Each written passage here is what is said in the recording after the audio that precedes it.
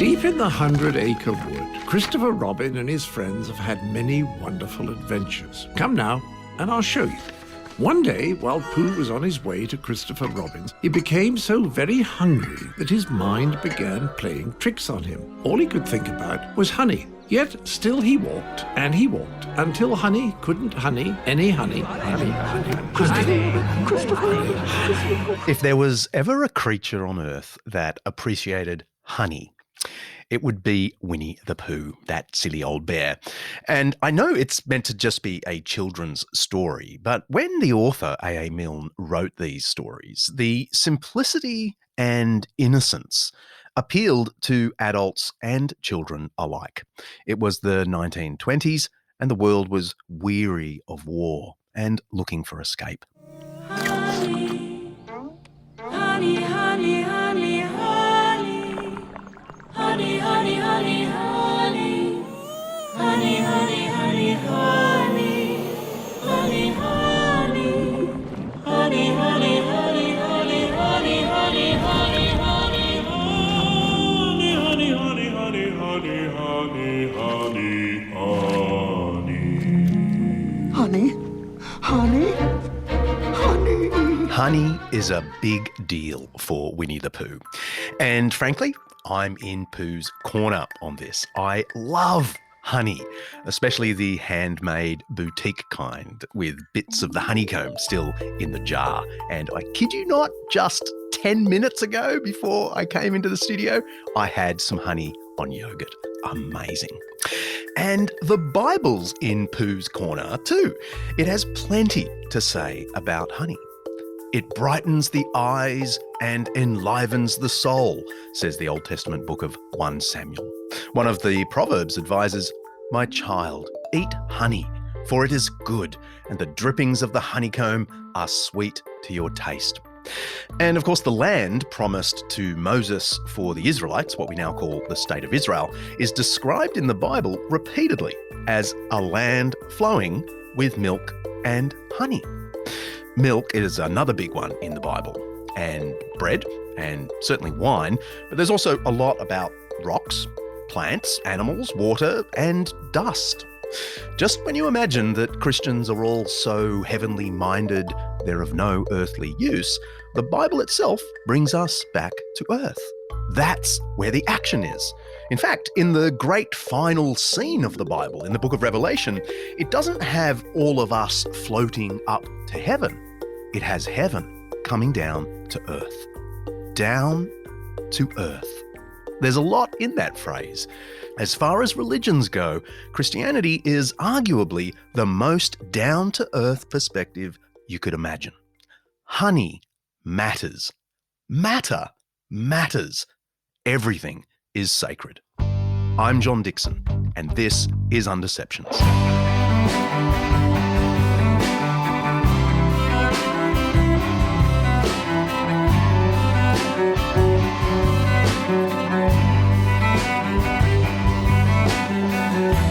Undeceptions is brought to you by Zondervan Academics' new book, Becoming All Things, by Michelle Amy Rees.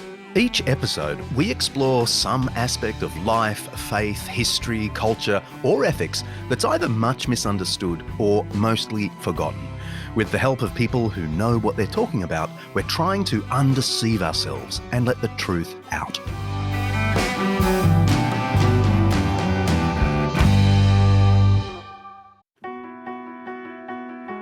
This episode of Undeceptions is brought to you by Zondervan Academics' new book, Jesus and the Powers, by N.T. Wright and Undeceptions' favourite, Mike Bird. Should Christianity have anything to do with politics? I mean, you could argue that Christians have done more harm than good once they get a whiff of power.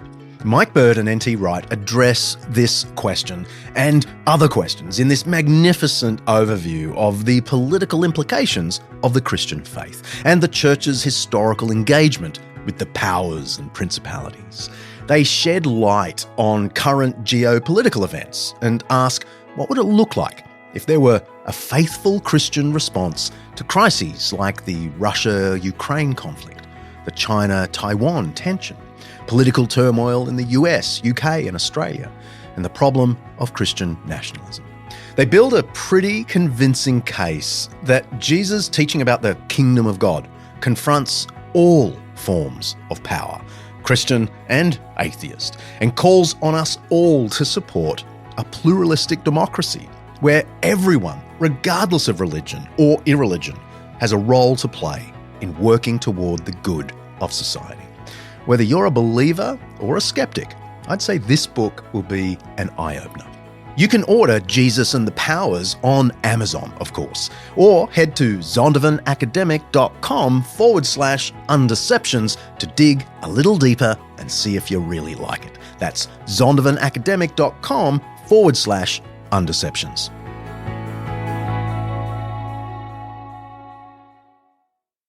Why on earth did God create a world full of things? He didn't have to create things. He could have had a spiritual world or a world of mental ideas or something, I guess. So I'm going to ask you that. Why did he make a world of things? The Bible is so interested in physical realities that we don't think about in the Western world at all. So there's an awful lot about the specifics of an animal's innards and things like hair. And in the Bible, like just an awful lot about very things that we actually almost feel slightly awkward talking about. And the Bible talks about it all the time. And if you have a mentality which is, the world kind of had to be it was going to be physical, wasn't it? Because otherwise there wouldn't be us.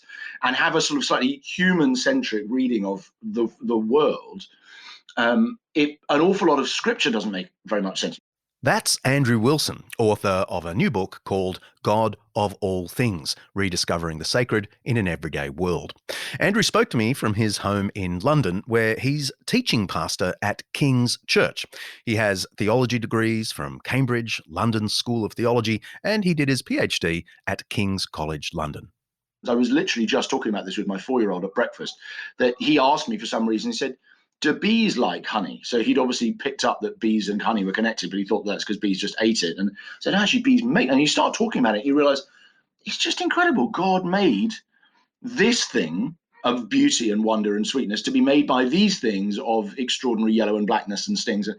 And he did that, but he didn't have to do that. Could have made a world with nothing in it at all. And he's filled it with things that in different ways reveal to us something of who he is. A bit of a content warning before we go further.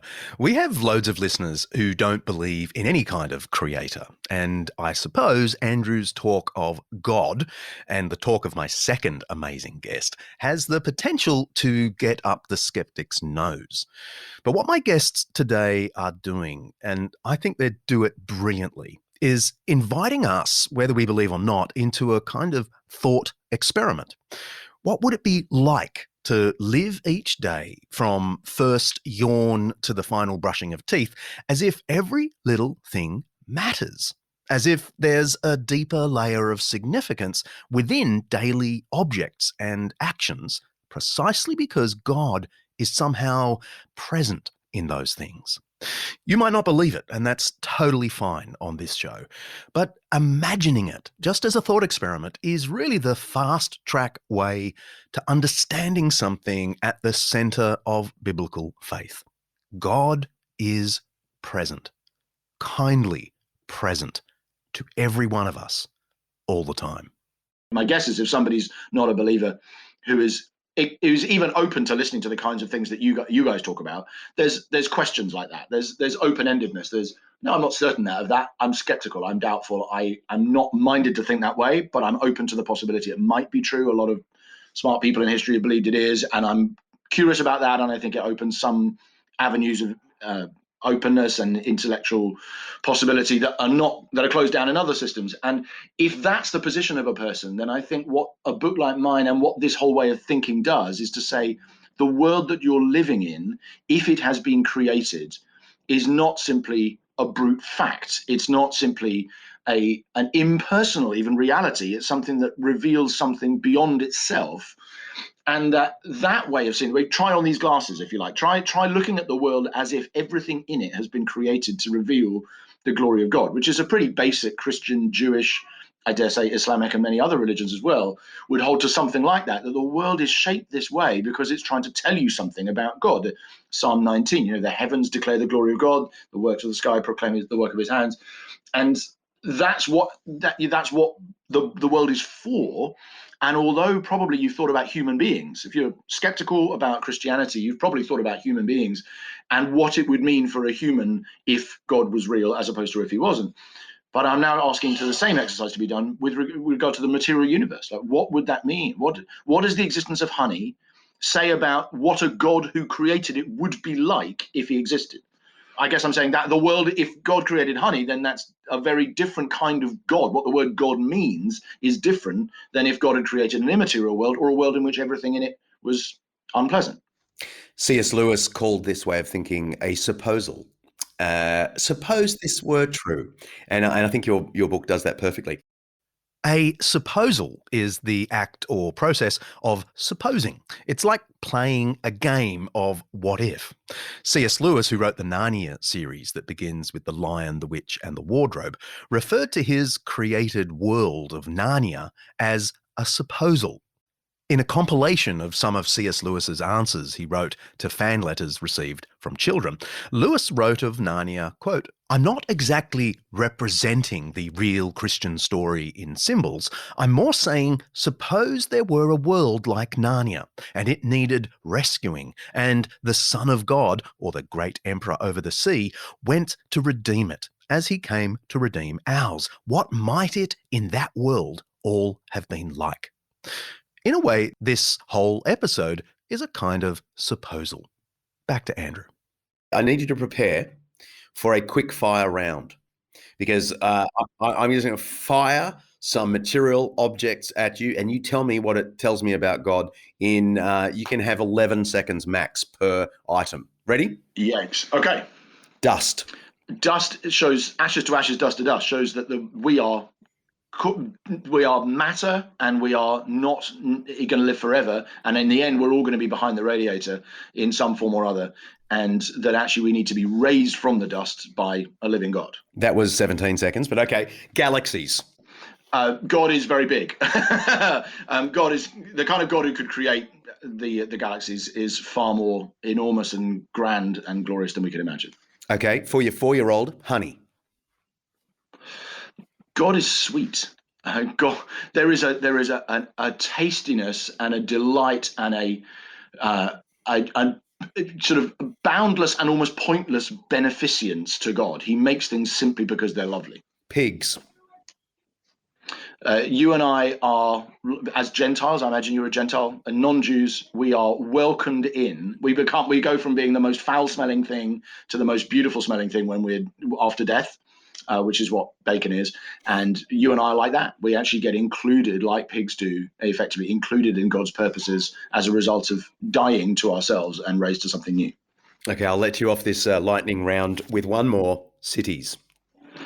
Cities encapsulate and express in kind of very intense espresso-like form what a society and civilization is like. And so in gathering together all human, you get the best and the worst of humanity in a city. And in doing that, God then uses cities as a picture of the eternal tussle in the cosmos between the city of good, the city of bad, the city of God, the city of man, Jerusalem, Babylon, and in the end, Jerusalem wins. So there's plenty we can learn from the things around us. But does everything have to take on that weight of meaning? It could get a little heavy. I want to ask you, is a pencil ever just a pencil? I mean, do you really have to elevate things to this glorious level? So, yes, I think there are clearly some objects that are, particularly as human beings have made them, that we do not design with any further kind of intentionality, do we? And I think I use the example in the Bible, one of the chapters is called Tools, which is on human-made objects rather than God-made things. And I think the Bible does actually some fascinating stuff with that theme as well. That tools play a very important role, particularly in the first 7 to 10 books of Scripture, which I think has a lot to teach us on its own. We could talk about that separately, but I don't think that means, though, that the human intentionality in designing those tools, in designing a cattle prod or a millstone or a pencil or a computer, it's not like we are investing those objects with theological significance, and therefore everything's got to be very deep and profound and strokey beard and all that. That's not the case. But I do think that by virtue of being tool-making people and creative people who look to try and solve problems, we learn something about from the tool about the way in which other things in the world relate to God, as in my relationship with a pencil is not dissimilar to God's relationship with a pig or a tree or whatever. I certainly don't live my entire life looking at every object going, oh, I must look, and here's a pillowcase, and gosh, what does that mean? And it's not, you don't want to be intense and weird about it. But I don't think that there is such a thing as physical matter. I can still look at I don't think physical matter is ever meaningless in that sense. I don't think I could, even if you take a pencil, I don't think I could look at that without saying, man, the fact that graphite exists, and the fact that wood exists, and the fact that paper is possible, and all of those things, and trace them back to what has been created and how I've been given the capacity to fashion them into something. And even the fact that words are so important, that we create these objects, all of those things to me do preach something, even though I obviously spend much more of my time reflecting on a few of those things than others. We asked one of the world's great theologians, Miroslav Volf, a similar question for an episode later in the year. I can't wait for you to hear his take on the good life. Anyway, he tells me in that episode about his pen. It was given to him by his father. It's not a particularly special pen. He could purchase a much better one if he wanted to. But of course, for him, that simple object is overflowing with meaning. It connects him to his dad. Miroslav gets to enjoy the object itself and the abundance of meaning attached to it. His point, and he puts it much better than I am right now, is that it's possible to live all of life like it's a gift of love from a parent. But again, is this all too heavy? When producer Kaylee read Andrew Wilson's book, she said to me that as a young mum, she can barely juggle all the objects in her life, let alone find deeper meaning in all of them. So I put that to Andrew. Producer Kaylee wanted me to ask you this question. Andrew, is it just exhausting being so spiritual about things? Obviously, like I was just saying, you don't live your entire life like this, do you? To me, I find it the opposite, because I do find, and again, this makes it sound like I'm living in a sort of eternal floaty world of worshipping and that. But I find it quite the opposite, because I find what is exhausting is living in a mechanical world in which everything is functional. And now I'm very blessed but this last 12 months has really shown me this. I'm blessed by living 200 yards from the sea. So I'm speaking to you now from, just next to the English Channel. But it's not really a sea in Australia in terms, I fear. But for me to go out in the morning, I think everybody who is spiritual at all, whether you define yourself as Christian or not, finds some kind of touch point, some kind of transcendence is made available to you by very strong winds or surging waves or bright sunlight or the laughter of a child. All of the stereotypes and the cliches and things in many ways are cliches, because we regularly find ourselves reconnecting spiritually as a result of that thing or that event. So obviously it's exhausting if you're spending your whole time trying to live up to I must be continually spiritually connected. I'm not. That's not what I'm doing at all. But I think it's more like God has filled the world with clues and like reminders, things which you can trip over and go, man, that's been given. And that's been given to join me back into relationship with my Father, which I otherwise would easily turn the world into a machine. I don't know if that'll satisfy Kaylee, but that's my defense. So what have you got to say to the person who loves your sweet idea? They can look at the sea and feel small. They can look at the stars and think that's beautiful, and the sunset and go, wow. But they just can't see it as transcendent. They just feel like they have these synapses that just respond to external stimuli, and that's really all it is. I don't think there's a biblical imperative to be moved by the created world all the time, or even most of the time. I'd be very surprised if there was anybody who isn't moved by it some of the time. But it's not like an imperative that we have to stay there. But I think some of us engage with the world in very different ways. Some of us primarily process things like that at quite an intellectual, dispassionate level. And a lot of our greatest scientists have been people exactly like that, who have look for the works of God, and then they've followed them through in a laboratory, and they've studied them under a microscope or a telescope, and they've thought, wow, I may or may not be a particularly emotional person, but I am worshipping with my whole mind as I consider these realities and crediting God who made them. And I think that's simply a function of the way we're made. I don't think a book like this or the theme I'm talking about is only for people who are quite emotionally attuned at all. In fact, I think most people who know me would say I'm quite a sort of much more of a thinkery kind of person than a feelery person anyway. But I don't think that lets us off the hook at the same time as believers, if that's who we are, of reflecting on the world as it is and concluding things about God, because Scripture does that so much of the time and makes many of these connections for us. At the In Bloom exhibition, it's time for the class to explore. So many flowers! How many flowers? Where are we going? Going to walk around. And with more than 20,000 flowers to see, This one together. the children aren't wasting any time. 3, 2, 1, go! Yeah, but look how many flowers that was. That's that's 1 million flowers. I found a leaf on the chocolate tree. That's a clip from the popular TV show here in Australia called Old People's Home for 4-year-olds, where a group of older adults living alone join a group of lively 4-year-olds in an intergenerational play school. It's a reminder of how amazed children can be at the little things of life: a fallen leaf, a bunch of flowers. They're delighted by each new day and all the things they can see and explore. I remember when my kids were that little, they'd see a rock and kick it and be puzzled about how it moves. And most of us lose that sense of awe at the world as we get older. I think that the capacity to be freshly amazed by novelty is, I mean, we would use words, wouldn't we, like becoming cynical or becoming jaded.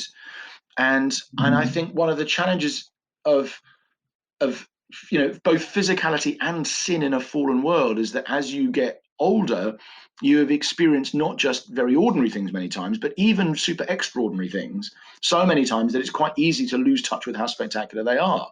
And overuse can lead you to dullness. And so I think it's probably a mixture of innocence at novelty, but also innocence in a moral sense as well, a sort of the moral corruption of just having seen a lot of evil things and having done a lot of evil things that can numb you. I think a lot of the happiest adults I know are people who do have that sense of childlike wonder, which may or may not be innate. It may not be something that they just happen to be those kinds of people. It's often something that's even practiced and learned. Have you watched Ted Lasso? It's a series that's very endearing on this level. I think when producer Kaylee looks back at this interview, she'll probably find a scene from Ted Lasso, a beautiful series, all about that. Hey, Sam, come here a sec. Coach, I'm sorry. You know what the happiest animal on earth is? It's a goldfish. You know why? No. It's got a 10-second memory. Be a goldfish, Sam. Yeah? Ha, nice one, Kaylee. Best TV show since The West Wing. Well, it was American physician and poet Oliver Wendell Holmes Sr. who first said that Christians could be so heavenly minded that they're of no earthly good. The criticism has stuck, sometimes deservedly so. But the truth is, at least in theory and often in practice, that biblical faith is very earthy. I mean, Christianity is the only religion that says God entered the world as a human being, not in an apparition, not in a dream, not just in a holy book, but in the flesh. In fact, in the founding centuries of Christianity, educated Greeks and Romans criticized Christianity for being too down to earth. They were repulsed at the idea of the infinite, eternal mind of the universe becoming flesh. More about that later. Andrew's book is a great reminder that earthly, everyday things have a significance beyond their material value. That's objects. But what about activities? Much of our life is humdrum. We don't all get to be astronauts or Director Mark. We bumble along from first yawn to the final brushing of teeth with a lot of mundane things in between. Where is God when you first open your bleary eyes? Or when you boil the kettle half asleep, fold the laundry, hit public transport to get to work? Where's the sacred in that stuff? Well, my next guest has quite a bit to say about that.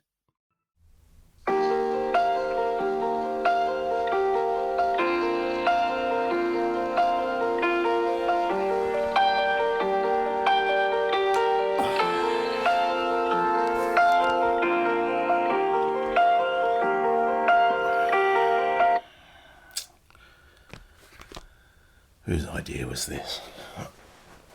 Oh, it's 5:58. That was my daily alarm. Some Coldplay song without a name, I think. It's tea time.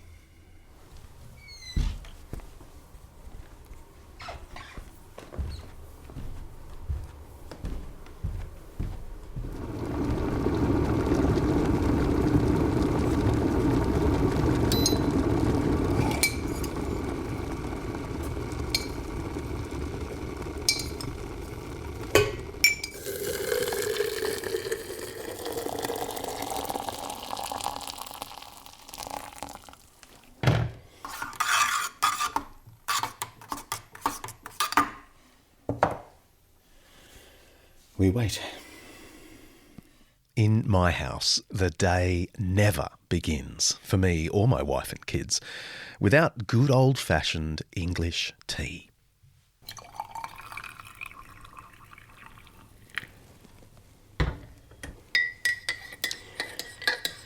Yes, milk and sugar. Not for Buff, but for me and the girls.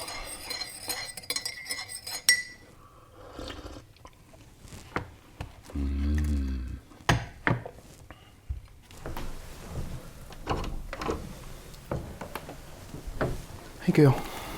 Hi. Sorry it's a bit early, but I've got to get out. Sleep okay? Yeah. Making tea in the morning is probably my most regular family ritual. It's a given. It's almost automatic, which is just as well some mornings. My next guest reckons these ordinary habits are actually brimming with the stuff of life. What do you think our broader culture misses in its constant search for the extraordinary, the entertaining, the novel, instead of sort of entering into the meaning of the ordinary? I think a lot of our resistance to the ordinary is a resistance to being human, to being creatures. That's Tish Harrison Warren, a priest in the Anglican Church of North America and the author of the award-winning book Liturgy of the Ordinary, Sacred Practices in Everyday Life. And she has a new one just out called Prayer in the Night. I've followed Tish for years on Twitter and elsewhere, and so I was thrilled to get her on the show. I think that we can somehow break free of the ordinary, that everything in life that feels mundane, all the things that make us doubt our own meaning, or doubt if we're actually special, or doubt if there's anything more in life than just same old. We want to escape all of that. We want to escape all of those questions and sort of get to what I call like the bonus round. Like when you're playing a video game and you get the points and you go up and everything becomes more vivid and more beautiful and more, and we want that. We think that there's some bonus round that we're all missing. But it's not true. And so we think that if we got enough money, we could be not ordinary anymore. If we got enough fame, we could be not ordinary. But it's not true. I mean, even the most, and I'm not saying that everything in our life feels mundane. Obviously, we have great moments of ecstasy in life, great moments of deep, deep pain. But what's interesting to me is that even in those moments, the very best moment of your life, you'll still be limited. Like you'll still have complex relationships that are unsatisfying. You'll still have you'll still get sore throats. You'll still have to deal with a body. You'll still get weary and tired and need to sleep. You'll still have to get dinner somehow. And all of this, it's just inescapable. We're just creatures. And I think that we want to believe that there's something that will like make us unlimited or make joy unending or make us God somehow, But I think I say in this, like, I really think the president of the United States to the 3-year-old child, all at the end of the day, we're all ordinary, and you don't escape that in some sense. Like there's just, we're human beings. We all go to the bathroom, right? Like we just have this inescapable vulnerability that we can't get past. Yeah, that's the thing. You're not just saying, hey, stop striving for the stars. Just put up with the fact that you're a clump of meat and insignificant. That's not what you're saying. You seem to be saying that actually in shooting for the stars all the time, we are missing the real beauty. That's exactly right. That's right. We're missing actually the complete glory of ordinary life, which is always there and always available.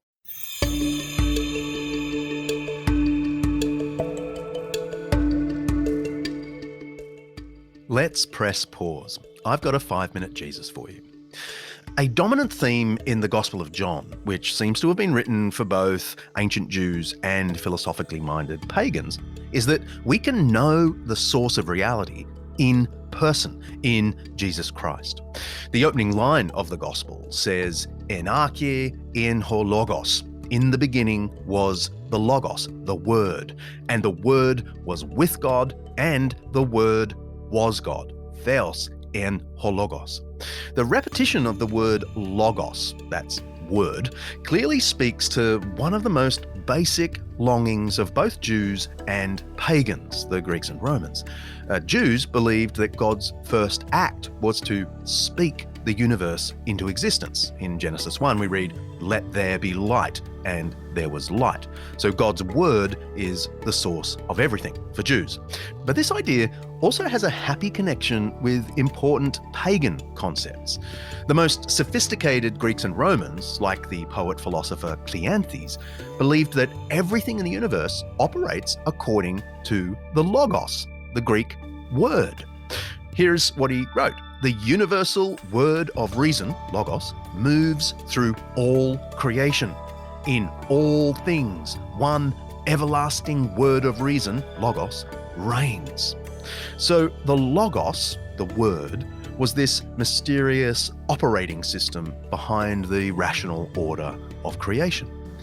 By opening his gospel with a reference to the Logos, who turns out to be Jesus, John makes clear that his gospel is way more than a biography.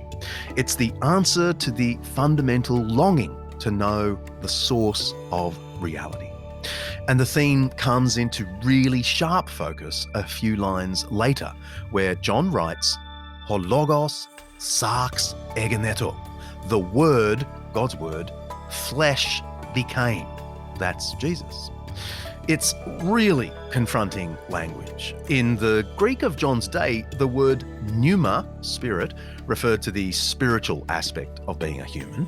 Psychos, the soul, referred to the mental or psychological dimension. Soma, body, referred to the total mind-body package of human life. But sarx, or flesh, referred to the earthly material component of existence. So if pneuma or spirit is the part of the human being that connects us to the divine, sarx or flesh is what grounds us in the earth.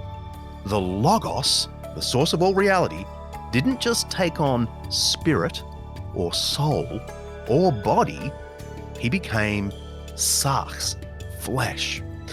This is how we get the doctrine and the word incarnation. It's just the Latin incarnate, or in flesh. Now, all of this was really confronting for John's original pagan readers. Greeks and Romans had such a low view of created matter, it was really difficult for them to imagine that infinite divinity could take on flesh. In fact, this was such a problem that some early Christians, like in the 2nd century, tried to change the whole basis of Christianity. There was a group called the Gnostics, that's the word for special knowers, who said the whole point of Jesus was to deliver our spirit from this fleshy world. They even insisted that the God who created flesh, the Old Testament God, was a lesser deity, and we actually need to be rescued from that deity. Then there was another group of semi-Christians called the Docetists. That word comes from the Greek to seem or to appear. And they didn't quite go so far as the Gnostics, but they did say that God couldn't actually have become flesh. He must have just seemed to be flesh, appeared to be flesh. But there's no getting around John's language. The Word became flesh. Christianity teaches incarnation. Some of John's Jewish readers will have had a very different problem with this incarnation. Jews were fine with flesh, of course. In the Jewish view, all creation is good. Their difficulty was what the incarnation said about God's otherness, his majesty. The incarnation threatens the honor of God. The 13 Principles of Judaism is a kind of Jewish creed composed in the Middle Ages, and number 3 offers a direct rebuttal of the incarnation. It reads, "I believe with perfect faith that God does not have a body. Physical concepts do not apply to him. There is nothing whatsoever that resembles him at all." Our Muslim neighbours have a similar objection to the incarnation. The Quran is pretty clear. They do blaspheme who say God is Christ, the Son of Mary. Christ, the Son of Mary, was no more than an apostle. His mother was a woman of truth. They both had to eat their daily food. That's in section 5 of the Quran. The fact that Jesus had to depend on daily food is thought to be the knockdown argument against the incarnation. The majestic creator could never find himself in the inglorious position of depending on food. But of course, that's not the half of what the gospel says about the inglorious, ordinary acts of God in the incarnation. If you go forward in John's Gospel to chapter 13, it tells how Jesus got down on his knees and washed his disciples' feet like a household slave might do. And the disciples are scandalized at the dishonor to Jesus this might imply. And even that's just a precursor to Christ's fleshy, bloody death on the cross for our sake. The incarnation says not only did God take on flesh, he served and suffered in the flesh for us. Christianity is, almost by definition, down to earth. You can press play now.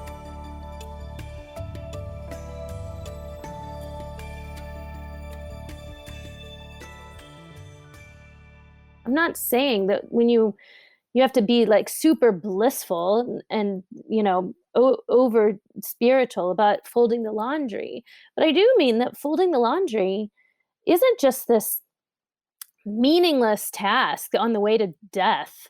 I mean that folding the laundry is a place of holiness, even a place of beauty, a place where we get to participate in the renewing of all things. And so work, relationships, our neighborhood, our place, having a body, having children, having or not having children, like that all of these things that make up our lives are actually, and even little moments. I mean, in the book, I talk about being stuck in traffic. I talk about losing keys. I talk about eating leftovers. There's deep meaning to be found in these moments. You'll be glad to know that I made my bed this morning just in preparation for talking to you. You say that we're shaped by the mundane things that we do, and how you chose to start making your bed instead of jumping online each day. Can you tell me about that resolution, why you did it, and what on earth you got out of it? Or I didn't realize that this was something that grown-ups, that adults did. I thought that the second that we no longer had a mom making us, we stopped this. Um, and and then it just got curious one day, like, whoa, like maybe everyone around me is making their bed. And so I asked a friend, and she said she did make her bed. And so what I had been my morning ritual without ever really considering it, I never thought much about it, was that I slept with my smartphone next to my bed, and I would just grab it first thing in the morning and scroll through it and read the news or look at Facebook or Twitter or check my email. There's nothing like unspiritual or sinful or bad about reaching for your cell phone, but it shaped my whole orientation of my day and I still to this day see this. I struggle with this still, where any empty second I have, I habitually go to it. I fill up the day with screens, with information, and so it oriented me in this by this practice that I'd adopted without even thinking. It just sort of shaped my heart, my affections towards this device, and not just towards the device, but towards what it meant to be a human being in the world. So for Lent that year, I just gave up having my screen, and I just banished my cell phone from my room. And so Lent, by the way, is the 40 days or so leading up to Easter. Historically, Christians used the time to focus on Christ's sacrifice by picking up some small, tangible, personal sacrifice, like giving up meat, dairy, or in Tish's case, her mobile phone in the mornings. Nowadays, it's mostly just the old school traditional churches like the Anglicans, the Catholics, the Orthodox that still practice Lent. And so the first thing I would do is get up in the morning, and after I sort of sat there stunned for a while, because I still always sit there stunned when I wake up, but I would make my bed. And so it's a very normal practice, right? It's nothing special, but it was a way to deal with the tangible world, to create a little bit of order out of the chaos in my life. And then I would sit on the bed and just be silent. I just practiced silence for really like 5 minutes. I mean, very short amount of time. So it wasn't profoundly spiritual. I didn't have a vision from heaven or anything, but it was just this way to remind myself in the morning that that what was most true about me wasn't consumption, but that it was that I'm this human creature with a body that can sit in silence and be still and pray and interact with the world and with creation and with the Creator. So I use that to sort of talk about how these practices and habits that we mostly take for granted or don't think about it are actually deeply spiritually formative, because they're forming our ideas about what it means to be human, what it means to know God, what it means to have what the good life looks like.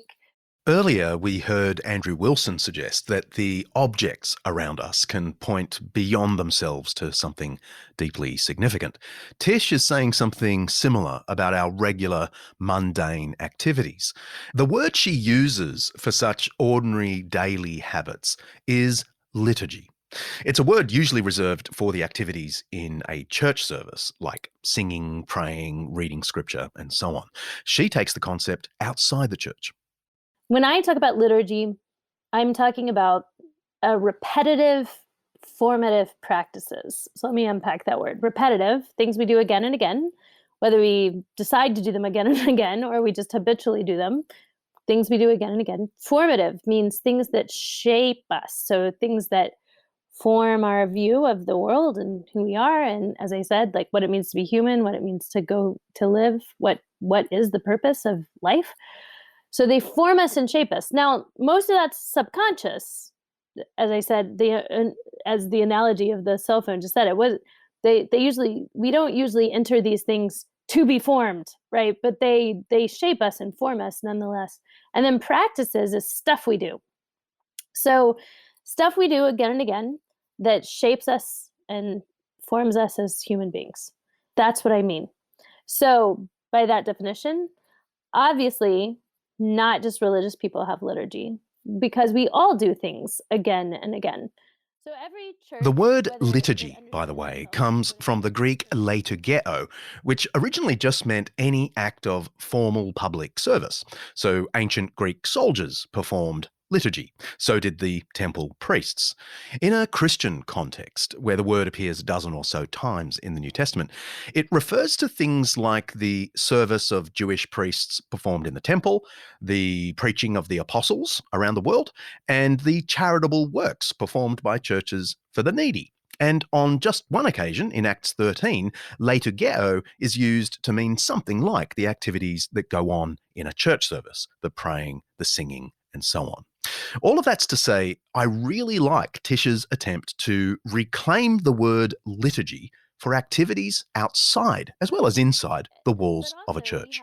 Rock concerts have liturgies. We know that there's repetitive practices that we know again and again that shape that experience and that end up shaping our interaction with that experience. And then James K.A. Smith, who I got a lot of my work really builds on his, or it flows from his, might be a better way of saying it. But it's James K.A. Smith is an uber nerd from Calvin University in Michigan, where he's the professor of philosophy. He's quite something. We should try and get him on the show one day. He talks about cultural liturgies, that there are things that we do as a culture that point to big questions about what meaning is and what our responsibility as people is. So examples would be in the United States, when the Star Spangled Banner, the national anthem plays, everybody stands up, right?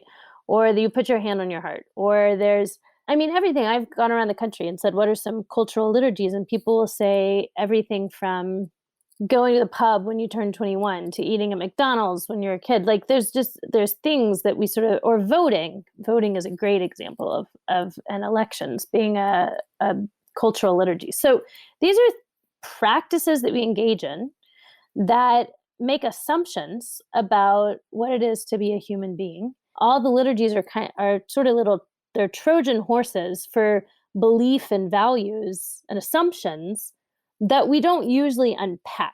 Like that it makes all these kinds of assumptions about who we are, what matters in the world, that are part of the liturgy. They're packaged in, but we sort of absorb them without knowing. They often work under the hood, as it were. They work in our imaginations and shaping us and forming us. Okay, let's fast forward through her ideas. I threw some rapid fire questions at her, just like I did for Andrew Wilson. Okay, what we can learn from these things. We've already talked about making your bed. Okay, here we go. Ready? Losing your keys. I lose my mind when I lose my keys. I talk about how I went through the house angry, cursing, hating myself, hating everyone around me, and how basically I'm a fairly nice person. Most people think so. But it's often because I have a high degree of control in my life. And when something goes wrong, very small, like losing my keys, and I sense my lack of control, I spiral downward. And so I end up using that chapter to talk about confession and the truth about ourselves, I think is what I call it, something like that. Drinking tea. And I ask you this with a cup of tea, a cup that I got in Dallas, Texas, in fact. Great. I wish I had. I have nothing from Australia to drink tea out of, but I love tea very much. I collect it. Interesting. Hey Siri, remind me tomorrow to get Tish an Aussie tea mug and send it to her. Okay, your reminder is set for tomorrow. Thanks. I collect it. I'm a big tea fan. And so I talk about pleasure and savoring and what it means to receive beauty in the world and pleasure as a gift, not just that makes us love the thing itself, although I think it's fine to love and enjoy tea, but as C.S. Lewis says, that the mind runs up the sunbeam to the sun, like that we begin to contemplate not just this is a good gift, but what is the nature of a reality that is so good that we might experience tea, the great pleasures of tea. Speaking of C.S. Lewis, as we often do on this show, one of the funny things about his conversion from staunch atheist to convinced theist and eventually Christian was how unremarkable it all was. It didn't happen in a blaze of glory or a moment of spiritual ecstasy. It happened on a bus up the Headington Hill on the outskirts of Oxford. Without words, and I think almost without images, he later wrote about the moment, I felt myself being there and then given a choice. I could open the door or keep it shut. I could unbuckle the armour or keep it on. Neither choice was presented as a duty. No threat or promise was attached to either. The choice appeared to be momentous, but it was also strangely unemotional. I was moved by no desires or fears. In a sense, I was not moved by anything. I chose to open, to unbuckle, to loosen the rein. Lewis hopped on the bus outside Magdalen College, an atheist, and stepped off 10 minutes later, knowing God was real. God found in the ordinary, or perhaps better, God reaching us through the ordinary. Can I ask you to speak, especially for my listeners who don't know what to make of the Christian faith? How do you suggest that they find God in the ordinary? Yeah, that's a good question. Well, it doesn't have to feel spiritual. I think that's really important. I think that we can associate spiritual reality with a certain feeling or certain spiritual consciousness or fireworks or emotionalism. I think actually God is pretty, God loves the ordinary. And so he enters into very quiet spaces, I think. So some things I would say, I mean, I don't know if this is fair, if someone's wrestling, if they even feel like they can pray. But I do think that asking God if he's there to show up in ordinary ways and just sort of watching for that would be, I think that's a good practice to start.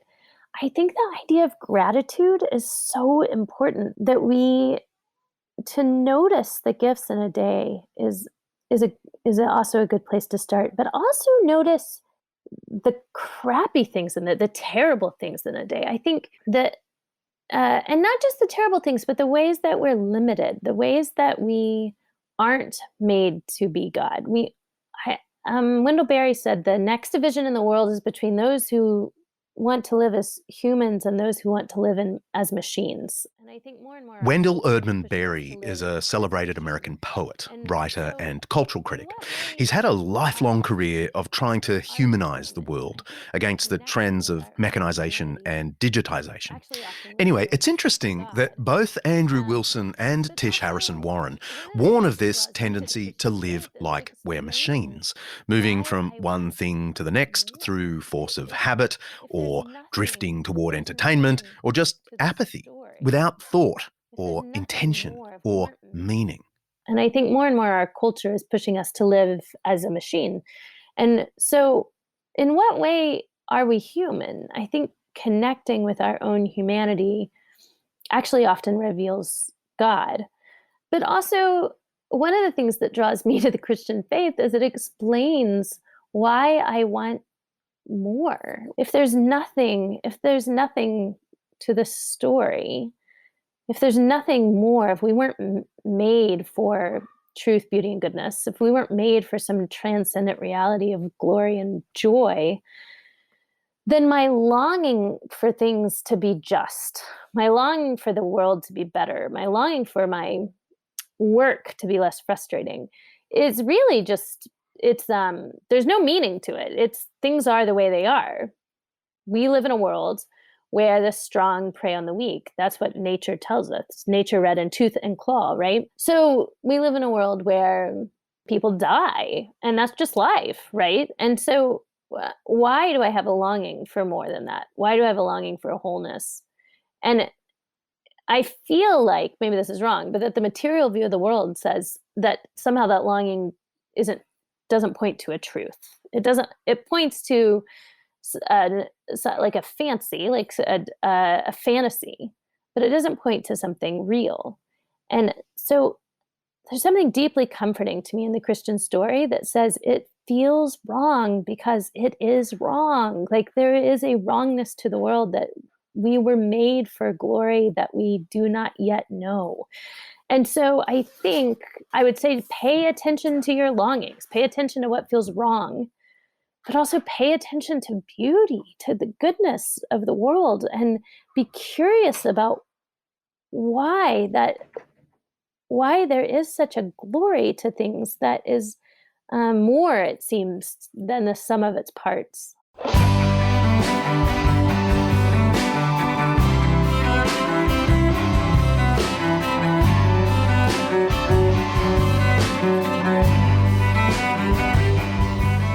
Head to undeceptions.com for more about this and other episodes. And while you're there, send me a question, either written or recorded, and I'll have a crack at answering it in our upcoming Q&A episode.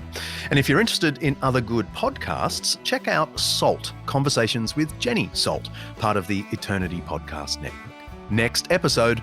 How does one explain the Egyptian culture and the gods that they believed in, an afterlife that they believed in? Was there any part of the God that we worship today? Was he the same God then? It's very confusing. My question is regarding the 7 deadly sins. I'd just like to know what you think about the idea of machines being persons. Yep, it's Q&A. See ya.